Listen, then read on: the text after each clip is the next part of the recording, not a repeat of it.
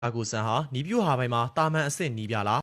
ဆာ LS ဖာဂူဆန်ဆိုတဲ့နာမည်ကိုကြားရင်ပရီးမီးယားလိဂ်ဂုဏ်ဆောင်တက်တော်ရှည်နီးပြကြီးအောင်မြင်မှုတွေနဲ့ရင်ပါသူလူငယ်ကစားသမားတွေကိုကမ္ဘာထိပ်တန်းအဆင့်ရအောင်ပြုစုပြောင်းထောင်ခဲ့တဲ့ဖန်တီရှင်စားတဲ့ဂုံပုတ်တွေနဲ့တွဲမြင်ကြမှာပါဒါပေမဲ့လို့ဖာဂူဆန်လဲလူသားမို့လို့ဝေဖန်ဆွဆွဲခံရတဲ့ကိစ္စတွေရှိပါတယ်ဒါရီရဲ့အစကတော့မော်ဒန်ဘောလုံးလောကရေစီချောင်းပြောင်းလဲမှုကနေအစပြိုးလာတယ်လို့ပြောရမှာပဲတီကီတာကာကစားဟန်နဲ့အောင်မြင်မှုတွေယူခဲ့တဲ့ပတ်ကွာရီယိုလာ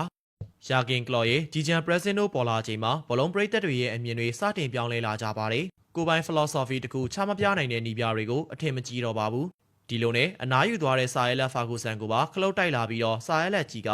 man management တခုရဲ့ကျွမ်းကျင်တာပါဆိုတဲ့ဝေဖန်သံတွေထွက်ပေါ်လာခဲ့တာပါ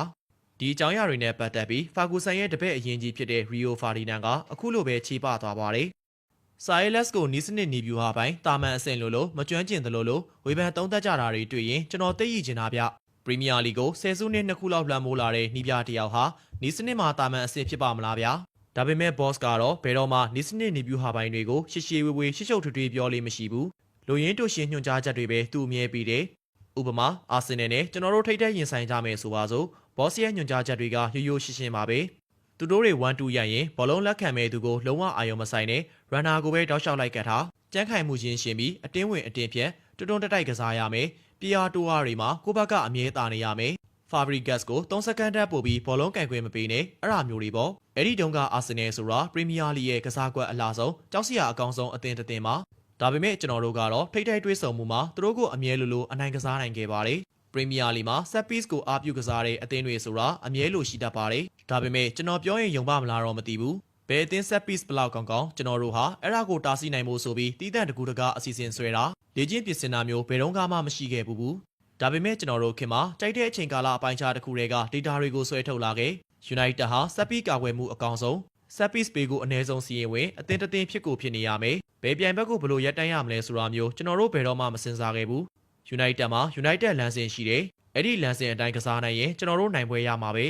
ဘယ်ပြိုင်ဘက်မှာဘလို့အားသာချက်ပဲရှိကျွန်တော်တို့တိတ်အာယုံဆိုင်နေစရာကြောက်နေစရာမလိုဘူးအဲ့ဒီလို mindset မျိုးတစ်သင်းလုံးမှာရှိနေအောင် boss ကတီချာတိဆောက်ပေးထားပါတယ်ချွင်းချက်ကတော့တစ်ချိန်ပဲရှိခဲ့ဘူးလေ Stoke City မှာဒီလက်ပြက်ဘော်တွေတိတ်ကောင်းနေတဲ့အချိန်မှာ Stoke နဲ့ပွဲမတိုင်ခင်3-4ရက်လောက်အလိုမှာလေ့ကျင့်ခန်းအစီအစဉ်တစ်ခုပြီးမှ boss ကကျွန်တော်ကိုဒီလိုခေါ်မိခဲ့တယ်ဒီလက်ပြက်ဘော်တွေတိတ်ကောင်းနေကွာတချို့အသင်းတွေဆိုရင်တော်တော်ကြောက်ကြတယ်မင်းတို့ရောဘယ်လိုလဲဒီလက်ပြဘော်တွေကိုထိန်းနိုင်ဖို့ငါဘက်ကတီချာစီစဉ်ပေးစရာလိုအပ်မလားမင်းမရောဘာအစီအစဉ်တွေရှိသလဲသူတို့ရဲ့အဓိကတိုက်စစ်မှုကိုကျွန်တော်လူကက်ကစားမယ်ဗီဒစ်ကဘောလုံးကိုအာယုံဆိုင်ပြီးကောင်းထိုက်ရှင်းထုတ်ဖို့ကြိုးစားမယ်ဒါမှမဟုတ်ဗီဒစ်လူကက်ရင်ကျွန်တော်ကဘောလုံးကိုအာယုံဆိုင်ပါမယ်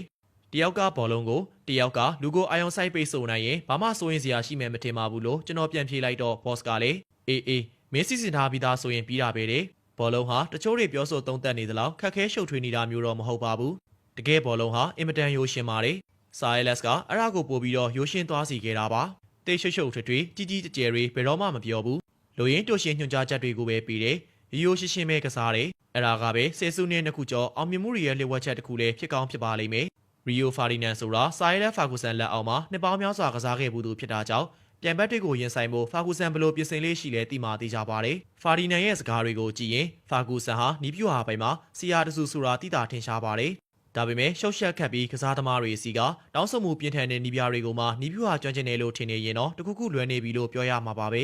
ဖာဒီနန်ပြောသလိုပဲဆယ်စုနှစ်နှစ်ခုကျော်လောက်ဒီပါဖလားတွေယူခဲ့တာဟာနီးပြူဟာမကျွမ်းကျင်ပဲနေတော့ယူလို့ရမှာမဟုတ်တာတေချာနေလို့ပါပဲ